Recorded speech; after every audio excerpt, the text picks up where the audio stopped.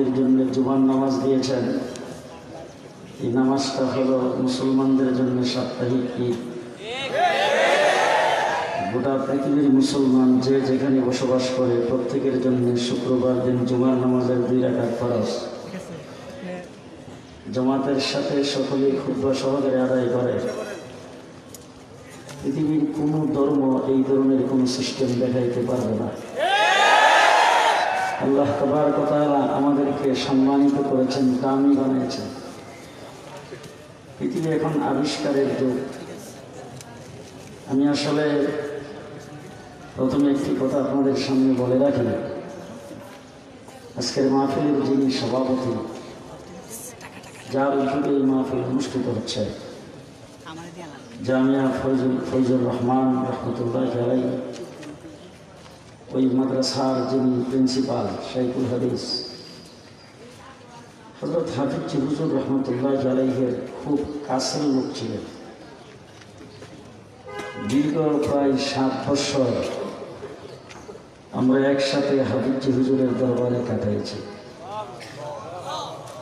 উনি আমাকে অন্তর থেকে মহব্বত করেন। আমার ব্যস্ততা, আমার প্রোগ্রাম, সেইগুলি কোনোটাই দেখতে চান না। বলছে জুমার পরে আমার এখানে আসতে হবে। গতকাল আমার মাহফিল ছিল ফরিদপুর, রাজবাড়ী, যশোর। আমি রাত্রে 1:30টায় যশোরে বয়ান করে গাড়ি ছাড়ছি, আপনাদের এখানে এসে জমা পড়ছে। আপনাদের পরে মাগরিবের পরে আমার কুমিল্লার দয়াপুর মাদ্রাসা শরীফ মাহফিলে মাগরিবের পরে বয়ান করার কথা। এরপর থেকে রাত্রে আরো 5টা মাহফিল আছে, এটা লইয়া 7টা। আমি আপনাদের এখানে আগমন করেছি শুধু প্রাথমিক কিছু কথা। মাইক চালু করার পরে কিছু সংখ্যক লোক কিছু কথা বললাম, মানুষ জমাইতে। এই মানুষ জমানোর দায়িত্বটা আমাকে দিয়েছে। আসবেন আপনাদের সামনে শাইখুল হাদিস ইবনে শাইখুল হাদিস মাওলানা মামুনুল হক, আসবেন এই দেশের শীর্ষস্থানীয় উলামায়ে কেরাম, বর্তমান সময়ের সময় উপযোগী কথা বলবেন। পৃথিবীতে অনেক কিছু আবিষ্কার হচ্ছে, সামনে আরো যে কি হবে, একের পর এক আবিষ্কার হইতেছে। একটা জিনিস আবিষ্কার হওয়ার পরে মানুষ বলে বাহ এত চমৎকার, কিছুদিন পরে এর চাইতে ভালো আরেকটা আবিষ্কার হয়। প্রত্যেকটা জিনিসই এরকম। দৃষ্টান্ত স্বরূপ আমাদের ঢাকা শহরের সর্বপ্রথম যখন বিল্ডিং হয়েছে 16 তলা, ওই বিল্ডিং দেখার জন্য কত মানুষ যাইত। এখন কিন্তু ঢাকার মতিঝিলে 52 তলাও আছে, কিছুদিনের ভিতরে 142 তলাও হচ্ছে। একের পর এক আবিষ্কার হবে, 142 তলার পরে যে আরো কত তালা হবে তার তো ঠিক নেই। একটা দামি এর চাইতে দামি আরেকটা আরেকজন আবিষ্কার করে। জমানার পরিবর্তনে আবিষ্কার হচ্ছে, কিন্তু আল্লাহ তাবারক ওয়া তাআলা উম্মতে মুহাম্মদীকে যে দামি করে পৃথিবীতে প্রেরণ করেছেন, এর চাইতে দামি কিয়ামত পর্যন্ত আল্লাহ আর বানাবেন না। কথা বাংলা বুঝতেছেন? আল্লাহ যে আমাদেরকে দামি বানিয়েছেন, এর চাইতে দামি আল্লাহ পাক এই কায়নাতের ভিতরে আর বানাবেন না। আমরা সবচাইতে বেশি দামি। কুনতুম খায়রা উম্মাতিন উখরিজাত লিন-নাস, আল্লাহ পাক আমাদেরকে খায়রে উম্মত বানিয়েছেন, দামি বানিয়েছেন। দামি মানুষের যাবতীয় সবকিছু দামি হয়, ঠিক কিনা যারা কান? আল্লাহ রাব্বুল আলামিন বলেন ইন্নাল্লাহা আশতারা মিনাল মুমিনিন, ও মুমিন তোমরা আমি আল্লাহর সাথে ব্যবসা করো আর আমি মুমিনের সাথে ব্যবসা করি। দুনিয়াতে ব্যবসা বাণিজ্য চলে, আল্লাহ উম্মতে মুহাম্মদীর সাথে ব্যবসা করেন, মুমিনের সাথে ব্যবসা করেন, আল্লাহর সঙ্গে আমরা ব্যবসা করি। দুনিয়ার আপনাদের এই ময়মনসিংহের বহু ছোট বড় দোকান, ব্যবসা প্রতিষ্ঠানগুলো বিভিন্ন কোম্পানির সাথে ব্যবসা করে। কোম্পানি কিন্তু বছরে 1-2 বার অফার দেয়। কি অফার জানেন তো? একটা চিপসের প্যাকেট কিনবেন, একটা বল ফ্রি। সার্ফ এক্সেলের প্যাকেট কিনবেন, একটা বালতি ফ্রি। একটা নুডলসের প্যাকেট কিনবেন, একটা বাড়ি ফ্রি। কথা বলেন ঠিক না বেশি? এরকম দুনিয়ার ব্যবসায়ীর সাথে ব্যবসা করলে, পৃথিবীর কোনো দেশের সাথে ব্যবসা করলে তোমাকে এরকম ভাবে অফার দেওয়া হবে, সিজনাল অফার, স্বাধীনতা দিবস উপলক্ষে অফার, বিজয় দিবস উপলক্ষে অফার, বিভিন্ন সময় সীমিত সময়ের জন্য অফার। সেই অফার কিছুদিন পরে শেষ হয়ে যায়। আমার আল্লাহ বলেন, ইন্নাল্লাহ আশতারা মিনাল মুমিনিন, ও মুমিন তোমরা আমি আল্লাহর সাথে ব্যবসা করো। আমি আল্লাহ পাক তোমাদেরকে অফার দিয়ে দিলাম, সিজনাল অফার না, নির্ধারিত সময়ের জন্য অফার না, জিন্দেগীর সব সময় যা করবা ফালাহু আশরু আমসালিহা, যা করবা একে 10। এটা কত জানুয়ারি মাসে? জুলাই, স্বাধীনতা দিবস, ঈদ আসলে কোন সময়? যে 24 ঘন্টা যা করবা একে 10। কোম্পানি তোমাকে অফার দেয়, সিজনাল অফার। আমার আল্লাহ বলেন সব সময়ের জন্য অফার দেওয়ার পরে সাপ্তাহিক অফার দিলাম শুক্রবার দিন। আজকে বলে এটা কি অফার?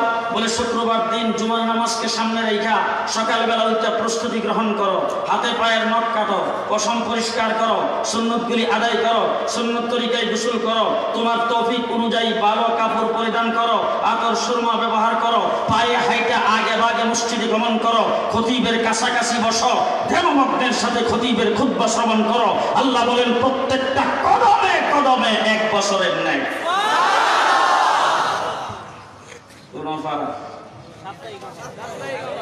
যে সাপ্তাহিক অফার চলবে 2021 পর্যন্ত। যে আপনাদের গোটা ময়মনসিংহ তো এখন বিভাগ, আর ময়মনসিংহ এখন সিটি। এই সিটির ভিতরে গত কুরবানিতে উট কুরবানি দিচ্ছেন কয়জন?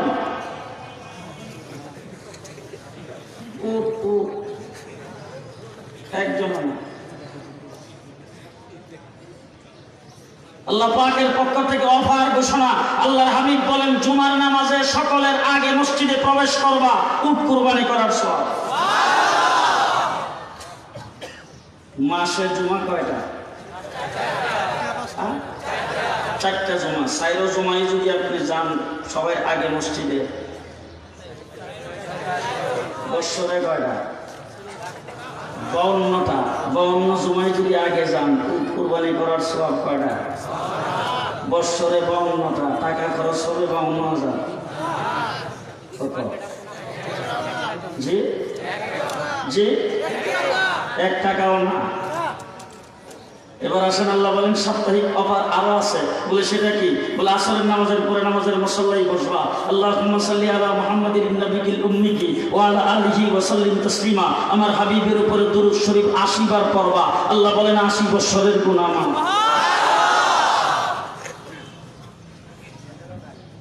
তোমাদের সাথে আমি ব্যবসা করি, ব্যবসার এত অফার, কারণটা কি? কারণ হইল তোমরা আমার হাবিবের উম্মত। যে তোমরা আমার হাবিবের উম্মত। যদি উম্মত হইতে পারো ডাইরেক্ট জান্নাত। আস্তে সুবহানাল্লাহ, মানছে সুবহানাল্লাহ। উম্মত হইতে পারলে ডাইরেক্ট জান্নাত। উম্মতের খাতায় নাম না থাকলে কথা বলেন কি? মোহাম্মদ से वफातों में तू हम तेरे हैं, ये जहां चीज है किया लौह कलम तेरे हैं। अरे মোহাম্মদের সাথে সম্পর্ক লাগাও। আমার নবী কি জন্য পৃথিবীতে আগমন করেছেন? নবীর মিশন কি ছিল? নবী কোন কাজ পছন্দ করতেন? নবী কোন জিনিস পছন্দ করতেন? নবী কিভাবে চলতে পছন্দ করতেন? রাসূল পৃথিবীতে আগমন যখন করেছেন 360 বুতের পূজা করত। বাইতুল্লাহ শরীফের ভিতরে মূর্তি ছিল, বাহিরে মূর্তি ছিল। আমার রাসূল পৃথিবীতে আগমন করে মূর্তিকে সব সময়ের জন্য উৎখাত করে দিলেন।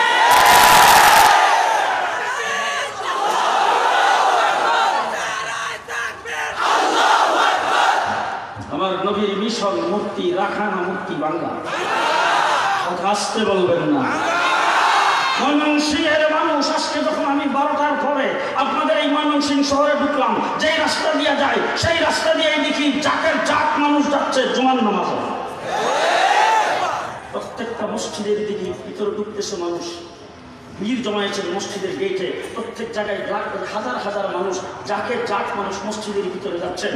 ময়মনসিংহ এমন একটা জায়গা, যেই জায়গায় টঙ্গীর বিশ্ব ইজতেমার মধ্যে যদি যান সেখানে গেলে দেখবেন সর্বপ্রধান ময়মনসিংহের স্থান। তার কারণ হলো সবচাইতে বেশি মানুষ তাবলিগি ময়মনসিংহের লোক। আমরা মানিক নিয়ে এদিন উঠে লং মার্চ করেছি, সেখানে ময়মনসিংহ থেকে সবচাইতে বেশি মানুষ গিয়েছে। খতমে নবুয়তের সম্মেলন করেছি, সেখানেও প্রাধান্য পেয়েছে ময়মনসিংহ। ধর্মীয় দিক থেকে ময়মনসিংহ বাংলাদেশের মধ্যে সবচাইতে উঠতে। ধর্মীয় যত মাহফিল হয় বাংলাদেশের 64টা ডিস্ট্রিক্টের ভিতরে ময়মনসিংহ হলো তার মধ্যে 1 নম্বর। ময়মনসিংহের মানুষ ধর্মপ্রাণ। শুধু তাই না, আজকে গোটা পৃথিবীর মোবাল্লেগে ইসলাম হযরত মাওলানা তারেক জামিল সাহেব, ওনার সাথে বসে একসাথে কথা শুনেছি। উনি আমার কাছে বলেছেন, আমি বাংলাদেশের ময়মনসিংহের একজন তাবলিগে মানুষের দাওয়াতে আমি আজকে তাবলিগের মধ্যে জুড়েছি, তাবলিগে আসছি। ময়মনসিংহ গোটা পৃথিবীতে দিন প্রচারের জন্য ময়মনসিংহ মুখ্য ভূমিকা পালন করেছেন। আর সেই ময়মনসিংহের রাজপথে, রাস্তার কিনারে উলঙ্গ নারীর মূর্তি থাকতে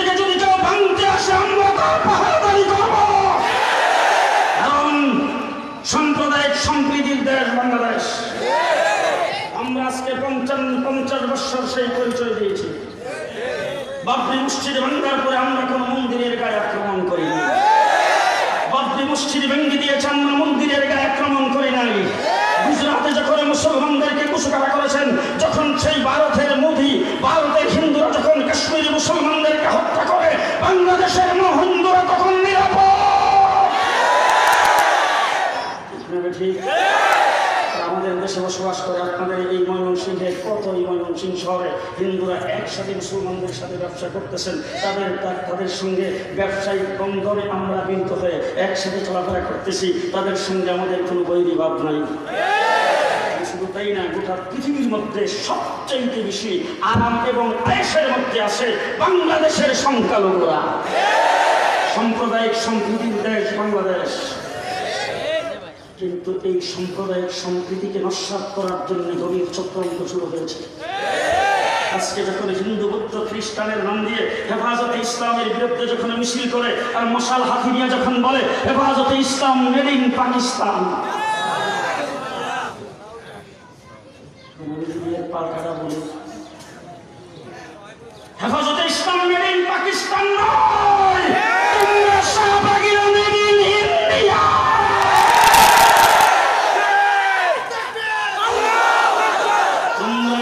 ইন্ডিয়া। আমরা পরিষ্কার ভাষায় বলতে চাই আমরা মেড ইন মদিনা। আমাদের পরিচয় হলো আমাদের সম্পর্ক, আমাদের কানেকশন মদিনার সাথে, আমাদের কানেকশন বিশ্বনবীর রওজার সাথে। আমরা মুহাম্মদুর রাসূলুল্লাহ সাল্লাল্লাহু আলাইহি ওয়াসাল্লামের ইজ্জত রক্ষার জন্য জীবন দিতে প্রস্তুত।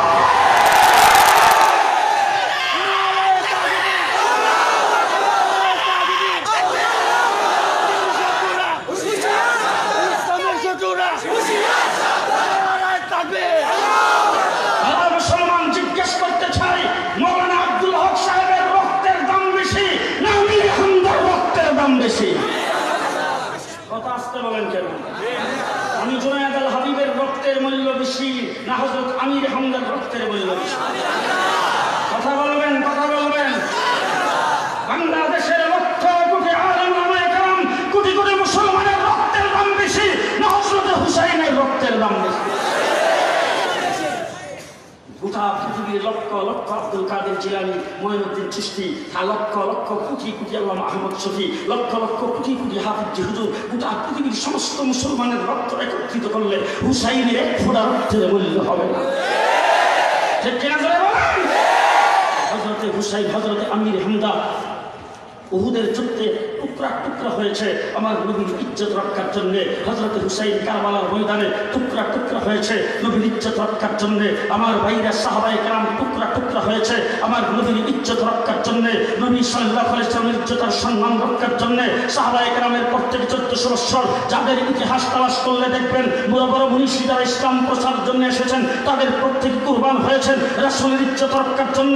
আজকে 50 বছরের ইতিহাস বাংলাদেশে তসলিমা নাসরিন রাসূলের ইজ্জতের উপর আক্রমণ করেছেন। রক্ত ময়দানে আমরা দিয়েছি, হাইকোর্ট থেকে ফতোয়ার বিরুদ্ধে রায় দিয়েছে, রক্ত মাঠে আমরা দিয়েছি, রাষ্ট্রধর্ম ইসলাম বাতিল করতে চেয়েছে, রক্ত আমরা দিয়েছি। আজকেও যারা ফ্রান্সের পক্ষে কথা বলবে তাদের বিরুদ্ধে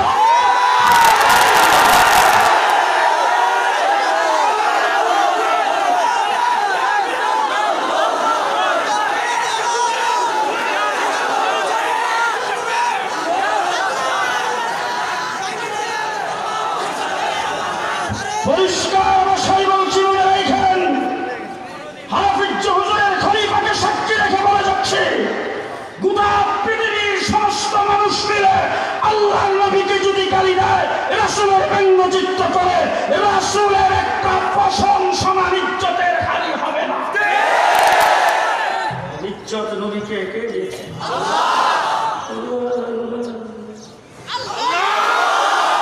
আল্লাহর হাবিবকে ইজ্জত কে দিয়েছে? আল্লাহ দিয়েছেন, আল্লাহ দিয়েছেন। এখন আমাদের দেশের বড় বড় শিক্ষিত লোকেরা এইভাবে তাকায় দেখে পশ্চিম দিকে, ওই বাবা আমেরিকা কি অনুসরণ করা লাগবে? তার কারণ হলো আমেরিকা কি উন্নত করছে, বলে কি উন্নত করছে বলে সাগর গেছে গা গেছে, সাগর গেছে, সাপ কিন্তু ভালো করোই বাড়ি বালুকা ভাবিলি তো সাপ।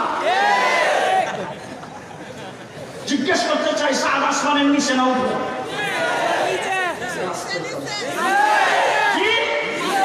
এবার তাকে যদি অনুসরণ করা লাগে, চাঁদে চলে গেছে, আমার নবী কোথায় গেছে?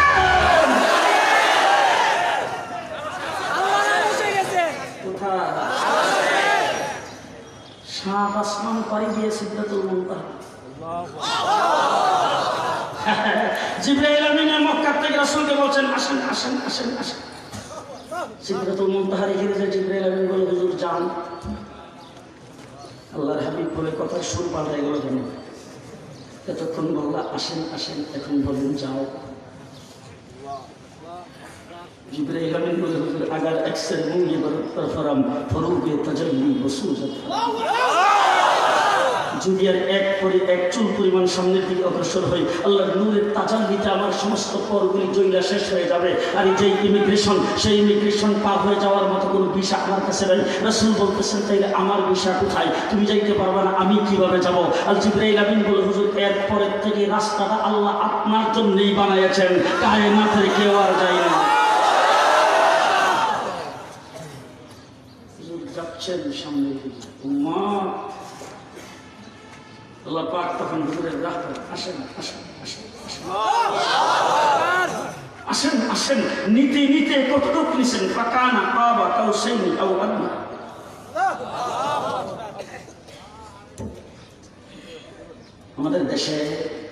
আমাদের দেশের প্রধানমন্ত্রী, ভারতের প্রধানমন্ত্রী, চীনের প্রধানমন্ত্রী, বিভিন্ন দেশের প্রধানমন্ত্রীদের সাথে দ্বিপাক্ষিক বৈঠক হয়। কয়েকদিন পর দেখবেন পত্রিকা আসে, বাংলাদেশের প্রধানমন্ত্রী আর ভারতের প্রধানমন্ত্রী দ্বিপাক্ষিক বৈঠক হবে। আমাদের দেশের প্রধানমন্ত্রীর সাথে প্রতিনিধি দলের সদস্য 83 জন, ভারতের প্রধানমন্ত্রীর সাথে প্রতিনিধি দলের সদস্য 33 জন। এই বৈঠকে 8টি চুক্তি স্বাক্ষর হবে। তার মধ্যে পদ্মার পানি হলো 1 নম্বর। কিয়ামত পর্যন্ত পাবে কিনা সন্দেহ?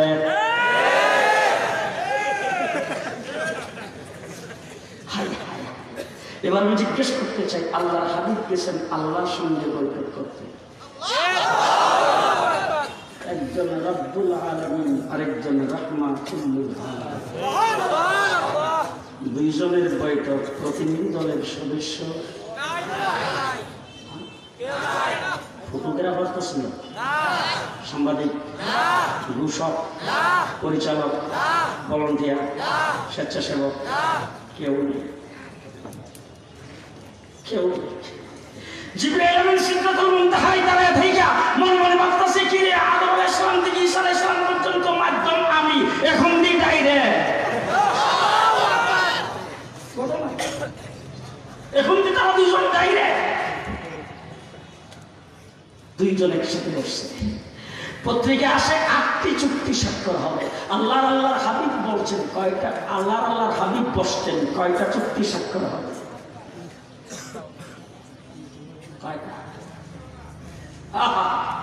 কিয়ামত পর্যন্ত যত উম্মত পৃথিবীতে আগমন করবে, কিয়ামত পর্যন্ত নবী আর পৃথিবীতে আসবে না, কিয়ামত পর্যন্ত যা কিছু প্রয়োজন হবে সবগুলোর চুক্তি এক রাত্রে মেরাজে স্বাক্ষর হয়েছে। সব চুক্তি স্বাক্ষর। এখন যদি কেউ দাঁড়িয়ে রাখতে দিয়ে কার মুখে দিবি, তুই ওটা কি গাপ মুখে দিবি? মেরাজের রাত্রিতে পয়সা পয়সা তুমি কার মুখে দেওয়ার কে? আমরা বড় ধৈর্যশীল, আমরা বড় ধৈর্যশীল। এই সমস্ত গুরুত্বপূর্ণ কথাবার্তা যারা বলবে তাদেরকে বলতে চাই, তোমাদের যেমন 2টা হাত, আমাদেরও 2টা হাত।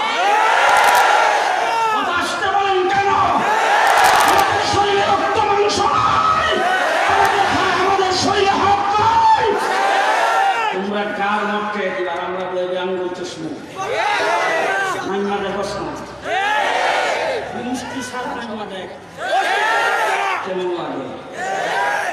12 ঘন্টার নোটিশে ঢাকায় লোক জমাইছি 6 লাখ। আর যদি 24 ঘন্টার নোটিশে 24 ঘন্টার নোটিশ যদি ঢাকায় ডাক দেওয়া হয়, আল্লামা বাবা নগরী আল্লামা নূর হোসেন কাসেমের পক্ষ থেকে পরিষ্কার ভাষায় বলতে চাই, একমাত্র হেফাজতে ইসলাম 24 ঘন্টায় ঢাকা অচল করে দিতে পারে।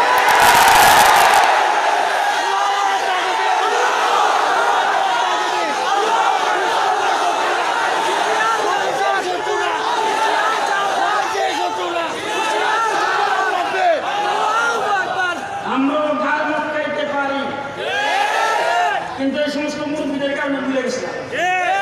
ওনারা আমাদের সবসময় বলে,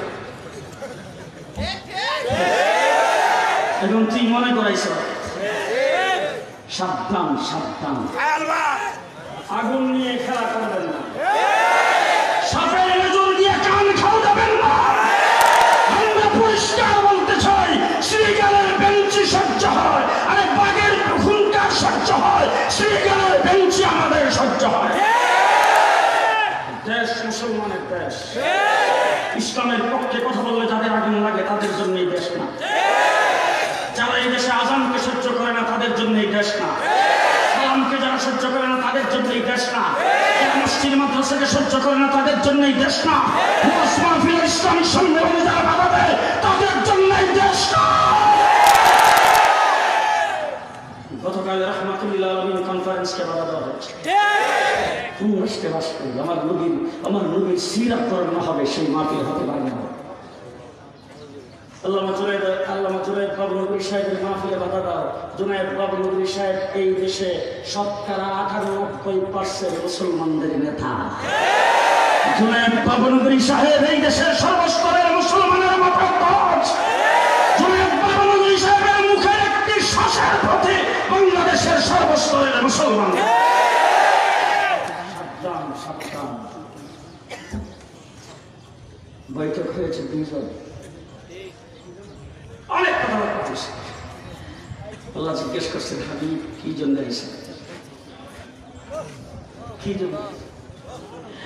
আল্লাহর হাবিব বলে, দুনিয়ার কিচ্ছু চাই না, আমি মুক্তি চাই।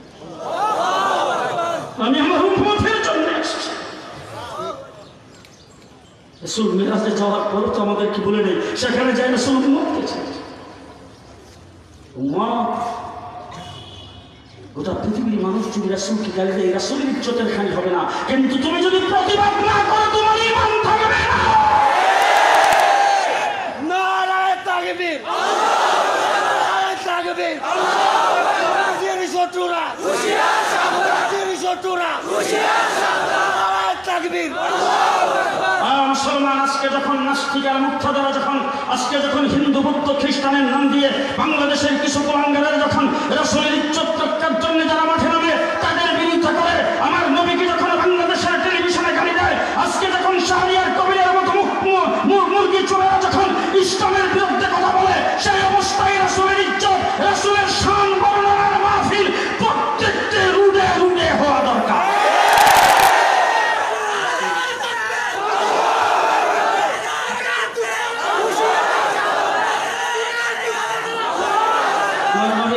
আমার নবীর মর্যাদা সকলের জানা থাকা দরকার, ঠিক না? ঠিক।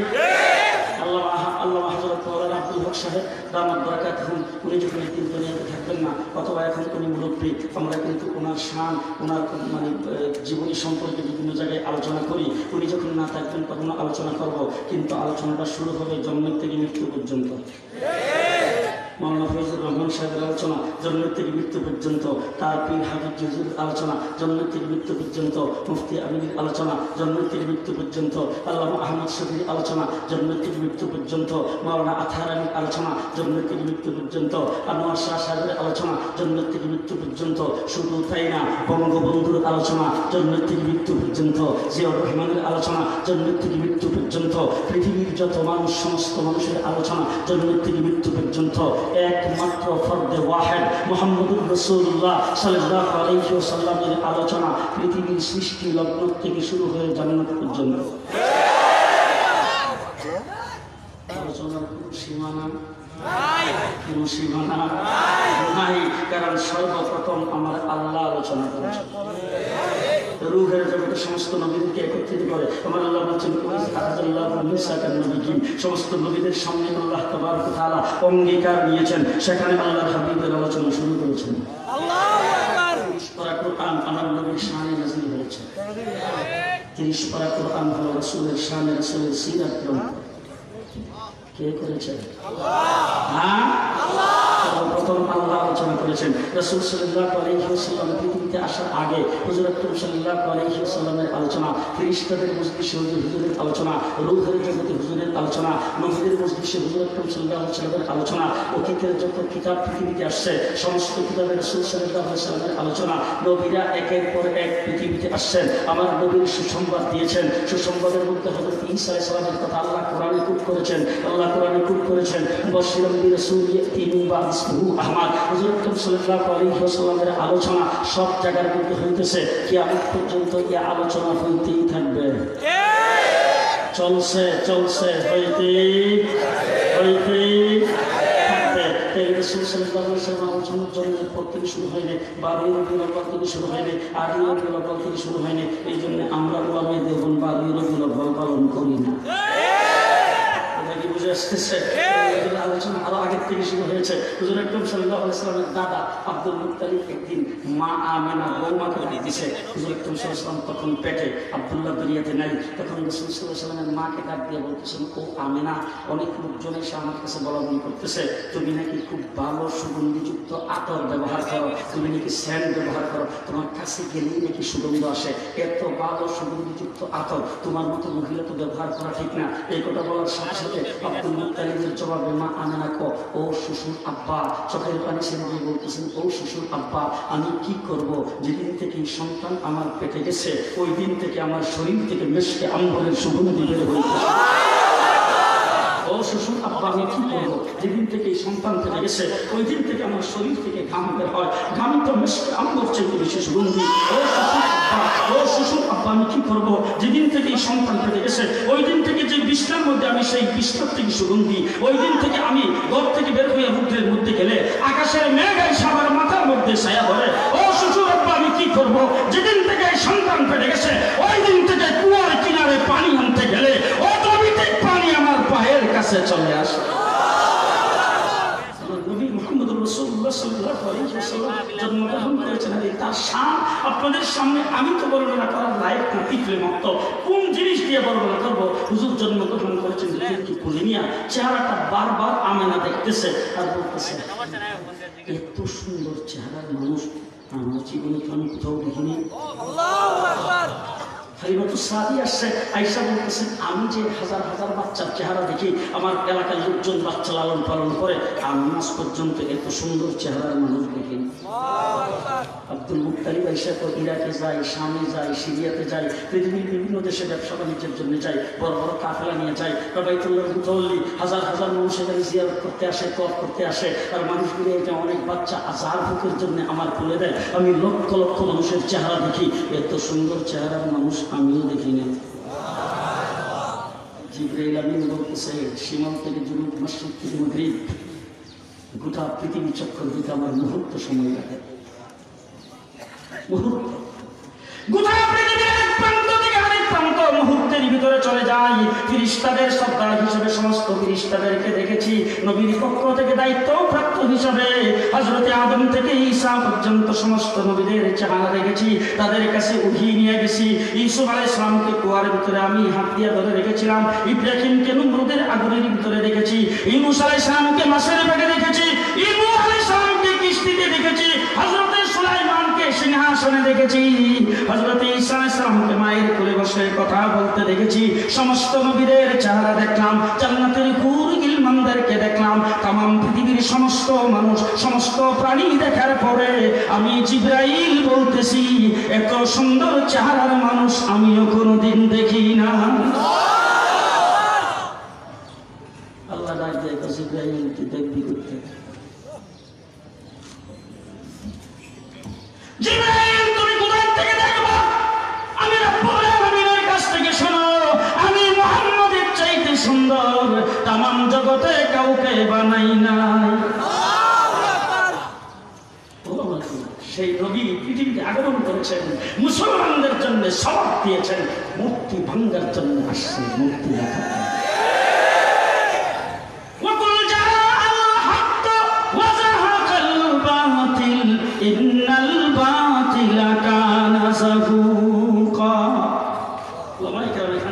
এই আয়াত তখন নাযিল হয়েছে আমার নবী যখন ফতে মক্কার সময় যখন মুক্তি ভাঙতেছে তখন নাযিল হয়েছে। ও আমার ভাইয়া, আমরা পৃথিবীতে যতদিন চিন্তা থাকবো নবীকে নিয়েই থাকতে চাই। আমার নবীকে আমার জীবনের চেয়ে বেশি ভালোবাসি সবাই। জি জি, আমার কথা নয়, মৌলানা আব্দুল হক সাহেবের কথা নয়, বিশ্বের কোন আলেম ওলামায়ে কেরামের কথা নয়। আমার রাসূল বলেছেন, লা ইউমিনু আহাদুকুম হাত্তা আকুনা হাব্বা ইলাইহি মিন ওয়ালিদিহি ওয়া ওয়ালাদিহি ওয়ান নাসি আজমাইন। হুজুর আমার বিবি বাচ্চার চাইতে বেশি আপনাকে ভালোবাসি, বলে হবে না। বলে আমার মা বাবার চাইতে বেশি, বলে তাও পুরা হবে না। বলে তাইলে আমার শ্বশুর শাশুড়ির চাইতে বেশি, বলে তাও পুরা হবে না। বলে তাইলে তামাম জগতের সমস্ত মানুষের চাইতে বেশি, বলে তাও পুরা হবে না। বলে তাইলে আমার মাল সম্পদ দুনিয়ার সমস্ত আসবাবপত্রের চাইতে বেশি, বলে তাও হবে না। বলে তাইলে আমার জানের চাইতে বেশি। রাসূল বলেন মুমিন হইতে গেলে আমার নবীকে সবচেয়ে বেশি ভালোবাসতে হবে। এবার যদি রাসূল সাল্লাল্লাহু আলাইহি ওয়াসাল্লামকে কেউ গালি দেয়, হুজুর সম্পর্কে কেউ কটূক্তি করে, যদি পৃথিবীর যে কোনো প্রান্তে কেউ যদি রাসূলের ব্যঙ্গচিত্র বের করে, আপনি রাসূলের উম্মত হিসাবে যদি বুকের মধ্যে রক্তক্ষরণ না হয়, অন্তরে যদি রক্তক্ষরণ না হয়, আমি আজকে ওলামায়ে কেরামকে সাক্ষী রেখে ফতোয়া দিয়ে গেলাম, আপনি চাই হন মুসলমান নয়।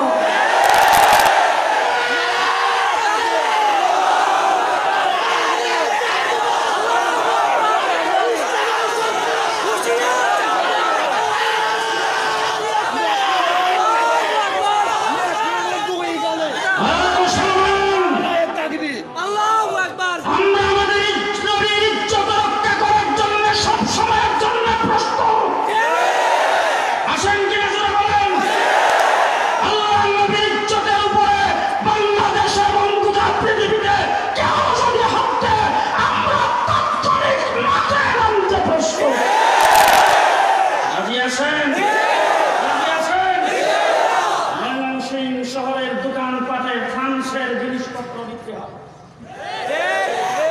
আমরা জানি, ভালো করে বুঝেন, আমরা কিন্তু এই দেশের চাউলের ভাত খাই। মোল্লাদের মসজিদ পর্যন্ত এই জন্য আমরা কিছুই জানি না, তা মনে করবেন না। বাংলাদেশের টাকা পয়সা কেমন উৎপাদন হয়, বাংলাদেশের রিমিটেন্স কিভাবে বাড়ে, বাংলাদেশের অর্থনীতির উপকার কিভাবে হয়, আমরা কিন্তু সেইগুলিও জানি। কথা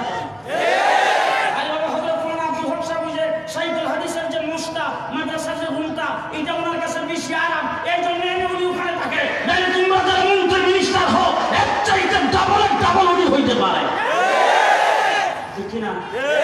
30 পারা কোরআন সিয়াসতের হাদিস যার ভিতরে তোমাদের এই বিসিডি এটা কোনো সাধারণ না, এটা কোনো বিষয় না। কথা 30 পারা কোরআন আর সিয়াসতের হাদিস যার ভিতরে, সমস্ত ফতোয়া যার ভিতরে, তোমাদের ইংলিশ দিয়ে লিয়া যারা ফড়ন করো, আমাদের এক সপ্তাহ সময় লাগে না। মুহাম্মদুর রাসূলুল্লাহ সাল্লাল্লাহু আলাইহি ওয়াসাল্লামের ইজ্জত এবং সম্মানের উপর আক্রমণ করেছেন ফ্রান্স। আমরা জানি ফ্রান্সের জিনিস আমাদের দেশে আমদানি হলে এই দেশের অর্থনীতির উপকার হয়। আমরা জানি আমাদের দেশের উৎপাদিত মাল ফ্রান্সে যদি রপ্তানি হয়, আমাদের দেশের অর্থনীতির উপকার হয়। তবে একটি কথা বলতে চাই, নবীর উম্মত হিসাবে, আমরা ধর্মপ্রাণ মুসলমান হিসাবে আমাদের ঈমানের দাবি, আমরা ঈমানের সাথে একটি কথা বলতে চাই, ফ্রান্সের মাল আমাদের দেশে এসে অর্থনীতির উপকার হবে, আমাদের দেশের মাল ফ্রান্সে গিয়ে অর্থনীতির উপকার হবে, সেইটা আমরা চাই না। আমরা না খেয়ে মরতে রাজি, কিন্তু নবীর দুশমনের সাথে সম্পর্ক রাখতে রাজি না। ঠিক কিনা? যতদিন পর্যন্ত ফ্রান্স প্রকাশ্যে 170 কোটি মুসলমানের কাছে ক্ষমা না চাবে, ততদিন বাংলাদেশে সম্পর্ক ফ্রান্সের সাথে থাকতে পারে না।